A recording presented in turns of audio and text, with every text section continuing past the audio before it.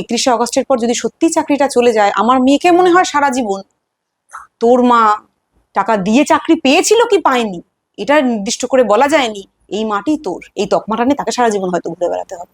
যোগ্য যারা তাদেরকে স্কুলে ফিরিয়ে দেওয়ার ব্যবস্থা করুক সরকার। কোনোদিন দুটি বিষয় ছিলাম না আমি, সত্যি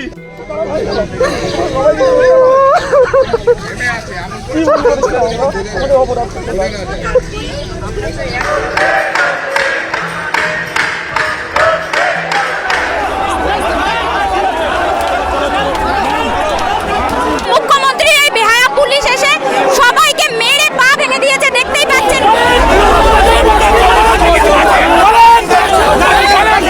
আপনাদের সঙ্গে আছি, এটা ভবিষ্যতে প্রমাণ করব, এটাই হোক আমাদের একমাত্র।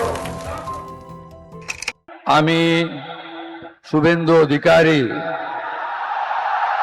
ঈশ্বরের নামে শপথ করিতেছি যে সরকার বদলেছে, ভাগ্য কি বদলাবে? দুর্নীতির অভিযোগে আদালতের নির্দেশে বাতিল হয়ে গিয়েছিল এসএসসির 2016 সালের কোটা প্যানেল। চাকরি হারানো প্রায় 26,000 শিক্ষক শিক্ষাকর্মীর মধ্যে এমন অনেকেই ছিলেন যাদের বিরুদ্ধে দুর্নীতির কোনো অভিযোগ নেই। প্রায় 1 দশক ধরে স্কুলে পড়ানোর পর তাদের পরিচয় হয়েছিল চাকরিহারা যোগ্য শিক্ষক হিসাবে। প্রথমে 2025-এর ডিসেম্বর আর তারপর মেয়াদ বাড়িয়ে 2026-এর অগাস্ট পর্যন্ত বহাল রাখা হয়েছিল সেই যোগ্য শিক্ষকদের। মেয়াদ ফুরলে তাদের কি হবে? বিধবা মা আছেন, আমরা 3 বোন, তো মাকে দেখাশোনা তো করতেই হয়। আর আমি বিবাহিত, আমার স্বামী আছেন, সন্তান আছেন, কিন্তু স্বামী একটি বেসরকারি কোম্পানিতে চাকরি করেন এবং রিসেশন তো প্রতি বছরই একবার করে আসে, সুতরাং তার চাকরির কতটা স্থায়িত্ব আছে সেটা তার যোগ্যতার উপরে নির্ভর করবে। কিন্তু আমার কথা হচ্ছে, আমি এটা আমার যোগ্যতার নিরিখে পেয়েছিলাম। যদি আমার চাকরিটা আমি না পেতাম, যদি নিজের দোষে যেত, হয়তো আমি এতটাও দুঃখ পেতাম না, এতটাও কষ্ট পেতাম না যে অন্যের চুরির দায় নিয়ে আমায় কেন ঘুরে বেড়াতে হবে। আমার একটি 3.5 বছরের মেয়ে আছে। ভাবুন তো, আজ যদি আমার চাকরিটা 31শে আগস্টের পর পুরোই চলে যায়, যে কথাগুলো লুকোছাপা হয়ে হচ্ছে, মানে যারা কোনোদিন খোঁজ খবরও নিতেন না তারাও ফোন করেন, আমাকে ফোন করা বন্ধ করে দিয়ে এখন আমার বিধবা অসুস্থ মা, যে 2 বার অলরেডি তার স্ট্রোক হয়ে গেছে, তাকে ফোন করে জিজ্ঞাসা করে, ও আচ্ছা, সেটা মাইনেটা আর পায় না বলুন। মানে কোথাও শিক্ষাকর্মীরা মাইনে পান না, গত 15 মার্চ ধরে তারা বেতনহীন। আমি সত্যি দুঃখের সঙ্গেই জানাচ্ছি, 31শে আগস্টের পর আমাদেরও হয়তো তাই হবে। তো স্কুলে আর সেটা বোধহয় যায় না, মাকে তারা ক্রমশই জিজ্ঞাসা করতে থাকেন। তো এইটাই বাস্তবে এসে দাঁড়াবে। এবং 31শে আগস্টের পর যদি সত্যি চাকরিটা চলে যায়, আমার মেয়েকে মনে হয় সারা জীবন, তোর মা টাকা দিয়ে চাকরি পেয়েছিল কি পায়নি এটা নির্দিষ্ট করে বলা যায়নি, এই মাটি তোর, এই তকমাটা নিয়ে তাকে সারা জীবন হয়তো ঘুরে বেড়াতে হবে। 2025-এ ফের এসএসসি পরীক্ষায় বসেছিলেন সেই সব যোগ্য শিক্ষকরা। কেউ সেই পরীক্ষায় উত্তীর্ণ হলেও এখনো চাকরি পাননি, কেউ আবার এত বছর বাদে পরীক্ষায় বসে সফল হতে পারেননি। 2016-র যে নিয়মে পরীক্ষা হয়েছিল, যে সিলেকশন প্রসেস ছিল, যে সিলেকশন মেথডোলজি ছিল, সেগুলো সম্পূর্ণভাবে ভায়োলেট করে নতুন পরীক্ষা, একটা অসম পরীক্ষায় ছোট ছোট ফ্রেশার্স ক্যান্ডিডেটদের সঙ্গে আমাদের বসিয়ে দিল।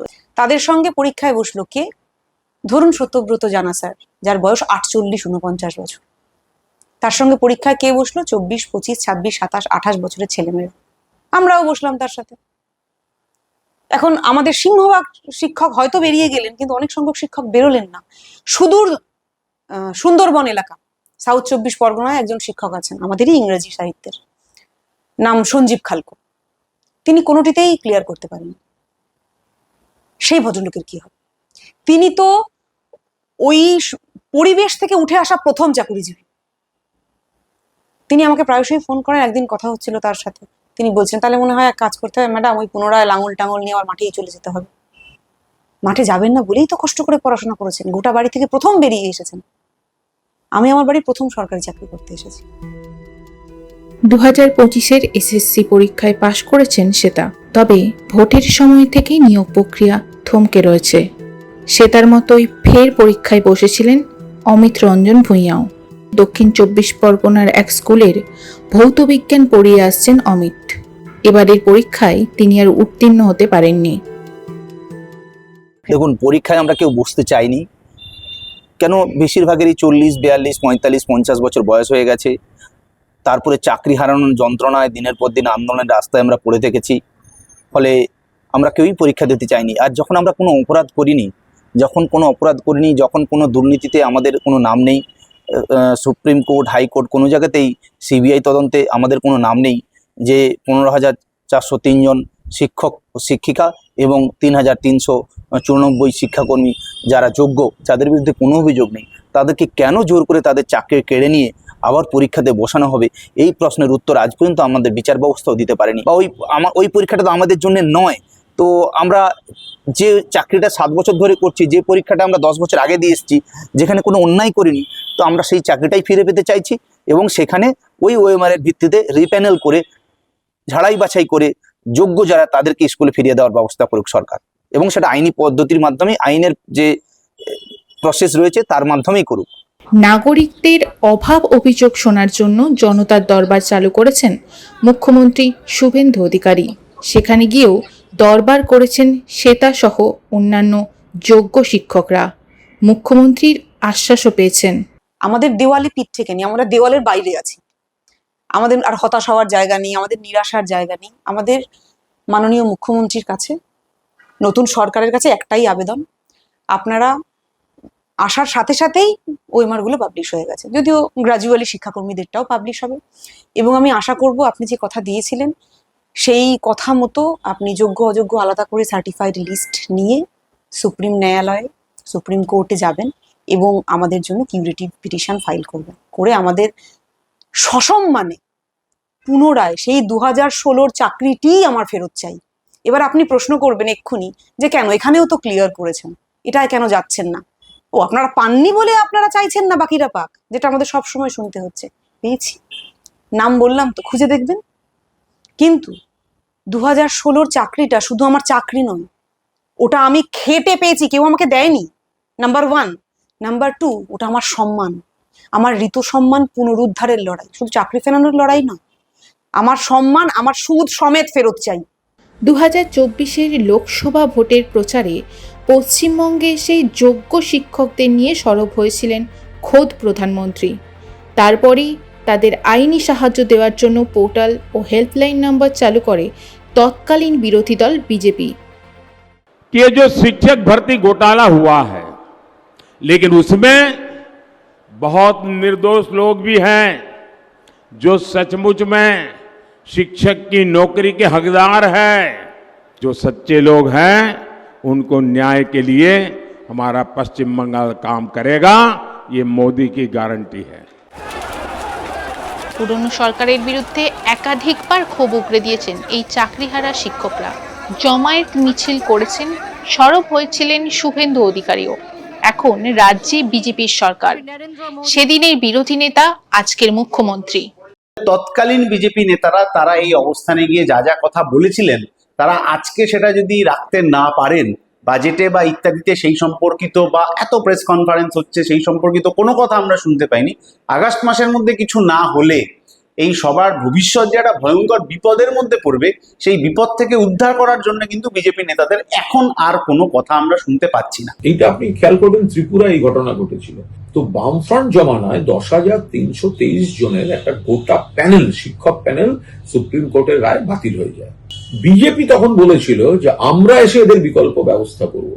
বিজেপি এসেছে, অনেক দিন হয়ে গেল, কোনো ব্যবস্থা কিন্তু হয়নি।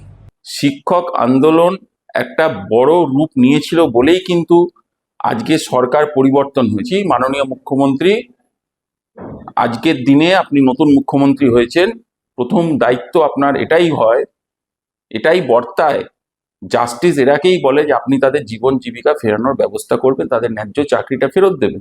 বিজেপি সরকার কি ফের আদালতের দ্বারস্থ হবে? অগস্টের পর চাকরিহারা যোগ্য শিক্ষকদের স্কুলে ফেরত পাঠানোর ব্যবস্থা হবে, নাকি বিরোধী থাকাকালীন যে অবস্থান নিয়েছিল তার থেকে সরে আসবে? দলগতভাবে আমাদের অবস্থান পরিবর্তন কোনো কিছু ঘটেনি। সরকার এখান থেকে দেখবেন যে কিভাবে কি করা যায়। আমরা দল হিসেবে সমস্ত ন্যায্য চাকরি প্রার্থী বা যারা চাকরি করতেন, আমরা তাদের সঙ্গে থাকব, ছিলাম এবং আছি। 2025-এ বিকাশ ভবনের সামনে চাকরিহারা যোগ্য শিক্ষক ও শিক্ষাকর্মীদের অবস্থানে লাঠি চার্জ করেছিল পূর্বতন সরকার। সরকার বদলের পর সেই বিকাশ ভবনে ফের একবার দাবি দাওয়া নিয়ে হাজির হয়েছিলেন চাকরিহারা শিক্ষক শিক্ষাকর্মীরা। দেখা করেন বর্তমান স্কুল শিক্ষামন্ত্রী দীপক বর্মনের সঙ্গে। মাননীয় মন্ত্রী মহাশয়কে আমরা 3টে চিঠি দিই। প্রথম চিঠি লিখি, যারা যোগ্য শিক্ষক শিক্ষাকর্মীরা মারা গেছেন তাদের পরিবারকে একটি যাতে গ্রুপ ডির চাকরি দেওয়া হয়, আর্থিক ক্ষতিপূরণ দেওয়া হয়। আমরা দ্বিতীয় চিঠি দিয়েছি যে আমাদের দীর্ঘদিনের দাবি মেনে যে 22 লক্ষ চাকরি প্রার্থী পরীক্ষার্থী শিক্ষক শিক্ষিকাদের ক্ষেত্রে ওএমআর, সেই ওএমআর আজ প্রকাশিত। পুরোপুরি সেগ্রিগেশন হয়ে গেছে, টেন্টেড আর আনটেন্টেড, টোটালি সেগ্রিগেট।